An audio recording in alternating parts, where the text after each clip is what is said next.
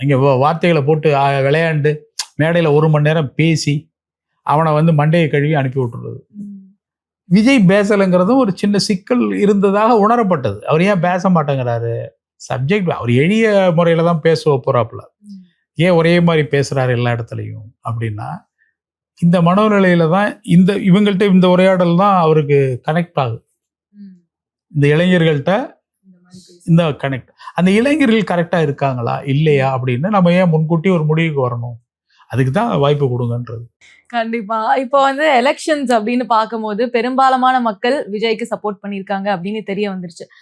ஆனா இந்த விமர்சனத்தை தாண்டி மக்கள் வந்து கொஞ்சம் பயப்பட ஆரம்பிக்கிறாங்க. ஐயோ, அவர் சிஎம் ஆகிறதுக்கு முன்னாடி இவ்வளவு பிரச்சனை பண்றாங்களே, நம்மள ஒழுங்கா பார்த்துப்பாங்களா, எல்லாரும் யாரு கையில போகுது அப்படின்ற ஒரு பயம் இப்போ வரைக்கும் மக்கள் கிட்ட இருக்கு அப்படின்னு நினைக்கிறேன்.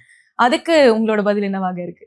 இப்போ ஒருத்தர் இப்போ சிஎம் ஆகலை, யாருமே ஆகலை, எல்லாரும் வீட்டில் இருக்கோம். பழைய முதலமைச்சருக்கு அந்த பவர்லாம் அவரும் விலகிட்டார். இப்போ முதலமைச்சரும் கிடையாது, இவரும் இன்னும் பதவி ஏற்கலை.